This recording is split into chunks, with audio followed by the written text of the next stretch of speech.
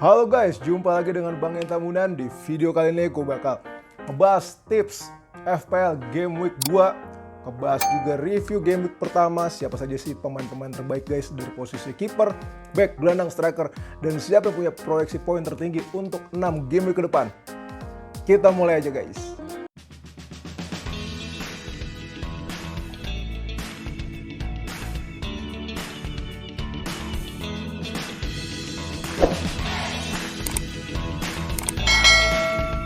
Ya guys, ini dia poin gue di game week pertama. Ramsdale 6, TAA 1, Cancelo 7, James 7, Robertson 1, Diaz 6, Mo Salah 12, Martinelli 8, Bailey 2, Jesus 2, Kane 4. Salah kapten ya guys. Semestinya supaya poin maksimal gue kaptenin Mo Salah. Total poin gue 56. Overall rank 4.367.857. Nah, gue mau ngingetin sama teman-teman juga yang mungkin gagal salah kapten, santai aja guys. Ini baru game week pertama. Masih 37 game week lagi, nggak perlu panik dengan melakukan transfer banyak, minus gede, atau langsung melakukan wildcard dan seterusnya. Tetap aja dengan rencana awal lo, menurut gue transfer terbaik cukup 1. Emang kalau peluru maksimal ya mungkin minus 4 ya guys. Gitu. Oke, sekarang gue langsung lanjut bahas siapa bintang-bintang di game week pertama ya guys. Untuk di kiper guys, ini dia jagoan-jagoannya. Ada Mendy, Ederson, Ramsdale, Travers, Pope, Sanchez, dan Dan Henderson. Dan Henderson debut di Nottingham, paling banyak saves 7, tapi clean sheet yang aman. Mendy, Ederson, Ramsdale, Travers, Pope. Lalu points yang paling tinggi Mendy dan Ederson ya guys, karena mereka jumlah saves. Mendy dapat jumlah saves plus 1 poin, Ederson dapat bonus plus 1 poin, dan minutes per FPL poinnya yang paling bagus Mendy dan Ederson karena bisa mendapatkan rata-rata 1 poin per 12,9 menit guys. Lanjut ke posisi defender ya guys. Ini dia defender terbaik guys di game week pertama. Dilihat dari expected goals involvement. Pertama Ed Nouri, lalu ada Sessegnon, Zinchenko, Shaw, Dalot, Henry, dan Royal.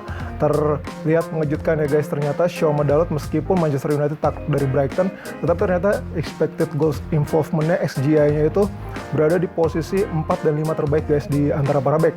Ed Nouri juga sangat menonjol nih guys, meskipun poinnya minus 1, tetapi XA dan XG-nya tinggi sehingga XGI-nya pun meroket, dan di game week kedua Wolves akan bermain di markas sendiri ya guys. Potensi poin yang menarik untuk Ed Nouri. Sessegnon guys, yang banyak orang menjagokan Ivan Perisic untuk menjadi wingback kiri Spurs, tetapi Sessegnon menggantikan posisi Perisic dan tampil sangat brilian dengan golnya. Zinchenko juga debut bersama Arsenal di Premier League, tampil sangat memukau, 1 assist dan bonus poin ya guys.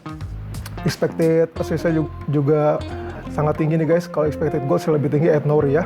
Oke, mungkin ada back-back lo yang belum disebut. Nah, ini dia back-back premium yang paling dimiliki oleh para pemain FPL ya guys. Gue coba ulas juga. Di mana paling bagus ada Reece James, lalu disusul Trippier, TAA, Cancelo, Robertson, Walker, dan Diaz. James Trippier poin tertinggi ya guys, 7 poin, expected assist dipimpin oleh Reece James. Rupanya kehadiran Koulibaly sebagai left center back dan juga Thiago Silva di center back dan juga ada right center back Cesar Azpilicueta membuat James bermain sebagai wingback kanan ya guys. Expected assist-nya paling tinggi, expected goals-nya juga tertinggi, dan XG-nya juga tertinggi. Sangat menarik untuk menantikan kiprah Reece James yang tampil di markas sendiri pada game week kedua ya guys. Untuk clean sheet tidak perlu diragukan lagi, City sangat aman ya guys. Nah, Chelsea yang belum clean sheet nih sama Liverpool guys. Oke, kita lanjut ke midfielders guys. Di game week pertama, ini dia jagoan-jagoan gelandang FPL kita guys. Nomor 1 ada Pascal Gross, lalu ada Zaha, Kulusevski, Dendonker, Son, Grealish, dan Almiron. Poin Gross ya guys, 15 poin. Memang dia doyan banget ngebobol Manchester United. Untuk expected assist, gelandang tertinggi Wilfried Zaha 0,83. Expected goals, Gross 0,90. XGI juga Gross. NP XGI juga Gross guys, luar biasa sekali. Nah, di sini juga banyak yang kaget ya guys, ternyata Kulusevski poinnya tinggi banget. Bahkan dilihat dari XGI maupun NP XGI-nya, Kulusevski di atas Son yang premium guys. Dan di sini juga seru ya, ada Grealish yang terus mengunci posisi winger kiri Manchester City. Kita kiprah para pemain ini di game week kedua guys. Nah, mungkin lo bertanya lagi, mana nih bintang-bintang gue atau pemain yang gue rekrut kok belum ada? Nah, ini dia gue tampilnya guys. Gelandang pemain premium atau yang paling banyak dimiliki oleh para pemain FPL nih guys. Ada Mo Salah disusul De Bruyne, Martinelli, Sterling, Neto, Bailey, dan Diaz. Poin tertinggi dimiliki oleh Mo Salah guys. Expected assist dipimpin oleh De Bruyne yang nyetel banget mainnya guys di game pertama dengan Erling Haaland. Expected goals paling tinggi Mo Salah dan Martinelli. Martinelli gelandang murah meriah harga 6 tetapi golin dari situasi set piece, corner kick lebih tepatnya guys. XGI paling tinggi Mo Salah dan NPXGI paling tinggi Mo Salah disusul oleh KDB. Nah, menarik banget nih guys. Mo Salah, KDB, Martinelli, Sterling, Neto, Bailey, dia semua yang main kandang guys di game week 2. Jadi jangan buru-buru jual, keep dulu para pemain lo, siapa tahu di game week 2 mereka akan mengamuk. Oke, kita lanjut ke forwards guys. Ini dia 7 forwards terbaik guys pada game week pertama. Dimulai dari Darwin Núñez guys. Main hanya 39 menit tetapi NPXGI-nya tertinggi guys. Non penalty expected goals involvement bahkan di atas nama-nama kondang seperti Erling Haaland, Danny Welbeck dan Kai Havertz. Erling Haaland juga langsung menggila guys dengan 13 poin tertinggi. Untuk expected assist yang paling tinggi Danny Welbeck bermain di depan mantan pendukungnya sendiri bersama Brighton. Expected assist Welbeck mencapai 0,44. Expected goals XGI paling tinggi adalah Erling Haaland. Dan memang sangat mengejutkan ya guys ketika Erling Haaland dijatuhkan di kotak terlarang. Langsung dia mengambil bola dan dia eksekusi penalti. Wow, itu nilai plus banget guys buat Erling Haaland. Selamat buat lo yang ngambil Haaland dari game week pertama. Dan buat lo yang belum punya Erling Haaland di game week kedua, menurut gue ini adalah transfer terbaik guys. Dan kita udah ngeliat Haaland berada di transfer in nomor 1, Harry Kane berada di transfer out nomor 1 guys. Apakah lo jadi bagian yang menukar Kane dengan Haaland guys? Oke, kita lanjut lagi dengan penyerang-penyerang lainnya yang banyak kita milikin juga tetapi belum dibahas tadi. Ini dia guys. Nomor 1 ada Patrick Bamford, ada Danny Ings, ada Ivan Toney, Harry Kane, Jesus, Ronaldo, dan Mitrovic. Mitro ini benar-benar mengejutkan ya guys, bisa langsung menciptakan 2 gol ke gawang Liverpool. Disusul oleh Ivan Toney, 1 gol game pertama. Expected assist paling tinggi Harry Kane tetap saja guys. Tinggi-tingginya hanya 0,11 guys, tidak setimpal dengan harganya guys. Gue termasuk jadi orang-orang yang nyesek banget nih mainin Harry Kane, bahkan mengkapteni Harry Kane guys. Lalu untuk XG, Mitrovic paling tinggi ya guys. Luar biasa sekali dia eksekusi penalti dan gol sundulan ke gawang Liverpool. XG juga paling tinggi Mitrovic, tetapi untuk NPXGI yang paling tinggi adalah Bamford. Oke guys, kita lanjut ke 6 game projections goalkeeper. Proyeksi poin tertinggi guys untuk kiper di 6 game week ke depan. Untuk game week kedua yang paling tinggi poinnya diproyeksikan adalah Alisson Becker dan Edson Moraes guys yang sama-sama bermain kandang di game week kedua. Untuk game week ketiga yang paling tinggi adalah Lloris, game week 4 Alisson, game week 5 Ederson, game week 6 dan 7 kembali Alisson. Dan untuk perolehan poin 6 game week ke depan guys dari game week 2 sampai 7 diprediksi yang paling tinggi adalah Alisson disusul Ederson, Ramsdale, Mendy dan Lloris. Memang Alisson sama Ederson ini kelebihan utamanya karena pertahanan Liverpool dan City sangat solid ya guys. Hanya saja mereka jarang melakukan saves dan juga bonus poinnya tentu lebih minim ya guys karena memang back-back mereka yang sudah melindungi gawang mereka guys. Oke, kita lanjut guys ke 6 game projections dari defender. Proyeksi poin tertinggi untuk 6 game ke depan dari back paling tinggi adalah TAA disusul Cancelo, James, Robertson dan Van Dijk. Untuk game week 2 yang paling tinggi adalah TAA dan Cancelo guys dengan 6,1 poin. Game week ketiga adalah James paling tinggi dengan 4,8 poin. Game week 4 kembali ke TAA dengan 6,4 poin. Game week 5 kembali ke Cancelo dengan 5,9 poin. Dan James menguasai game week 6 dan game week 7. Total untuk game week 2 sampai 7 yang tertinggi adalah TAA ya guys. Disusul Cancelo dan James. Nah, gue takjub juga sih melihat pertahanan Chelsea yang cukup bagus. Cukup rapi ketika melawan Everton. Gue pun akhirnya memasukkan James di menit-menit terakhir ya guys. Karena transfer Cucurella yang berhasil ke Chelsea dari Brighton. Meskipun Cucurella baru main di babak kedua, tapi kalau misalkan dia main nih di game week kedua guys, entah itu sebagai left center back untuk menggeser Koulibaly ke right center back, meskipun Koulibaly saat di Napoli memang sudah lebih sering bermain di left center back ya guys. Apakah akan membuat lini belakang Chelsea semakin solid guys? Menarik untuk dinantikan dan kita juga menantikan nih guys TAA dan Robertson. Apakah akan clean sheet guys untuk pertama kalinya di Premier League musim ini? Kita tunggu bersama guys di Anfield. Lalu kita ke 6 game projections dari midfielders guys. Nomor 1 tentu saja Mo Salah guys, disusul De Bruyne, Sterling, Son, dan Saka. Game week kedua Mo Salah diproyeksikan 7,7 poin guys, di atas KDB dan cukup jauh di atas Sterling, Son, dan Saka. Game week 3 dikuasai Son dengan 5,7. Game week 4 sampai 7 berturut-turut Mo Salah yang pegang guys, 8,2, 7,2, 6,6 dan 7,1. Dari game week 2 sampai 7 proyeksi poin saya Mo Salah nomor 1 guys, 42,3. Bahkan unggulannya cukup telak sih guys dari KDB, Sterling, Son, dan Saka guys. Menarik untuk dinantikan kiprah Mo Salah selanjutnya nih guys. Lalu ke 6 game projections forwards guys. Nomor 1, wah ini dia monster baru Premier League, Erling Haaland. Disusul Gabjes, Harry Kane, Nunes, dan Ivan Toney.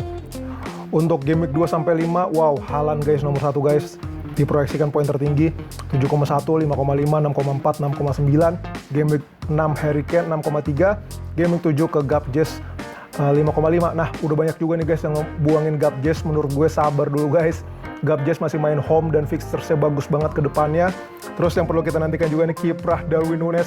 Apakah dengan terus bermain dari bench, mulai dari community shield sampai game week pertama, tampil brilian, cetak gol terus, cetak assist terus, apakah Nunes akan menjadi starter guys, menggantikan Roberto Firmino di game week 2? Perlu kita nantikan nih guys. Yang jelas kalau dia udah sampai starter, ini bisa menjadi pilihan striker yang menarik guys. Dan tentu saja masih ada Ivan Toney nih, striker murah meriah yang bisa memberikan poin-poin secara konsisten bersama Brentford. Oke, kita lanjut guys. Nah, ini dia debat kapten guys. Siapa sih kapten terbaik untuk game week kedua? Tentu saja semuanya akan tertuju kepada Mo Salah dan Erling Haaland. Mo Salah lawan Crystal Palace di Anfield, Erling Haaland melawan Bournemouth di Etihad Stadium. Kalau kita lihat dari statistik game week pertama ya guys, kita belum bisa melihat lebih jauh, melihat lebih dalam karena masih satu game week. Tetapi kita lihat statistik sementara, penalti area touches, sentuhan di kotak penalti, Erling Haaland 2 kali lipat di atas Mo Salah, shots on target Haaland 2 kali lipat di atas Mo Salah, big chances total, peluang-peluang matang Erling Haaland 4 kali lipat di atas Mo Salah.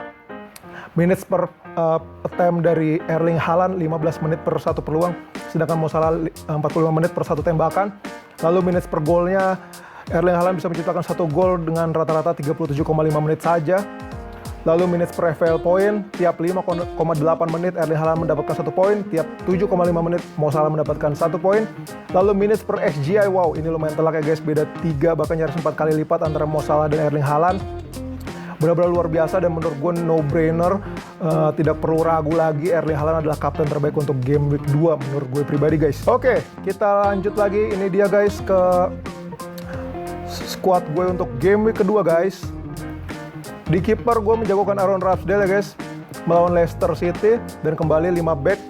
Formasi yang sepintas seperti parkir bus, tapi kalau lo lihat ini gue memiliki 4 back sayap, 4 wing back, cuma 1 back tengah Ruben Dias, selebihnya ada Robertson, James, Cancelo, dan Alexander-Arnold. Gelandang gue ada Mo Salah, Martinelli, dan Bailey.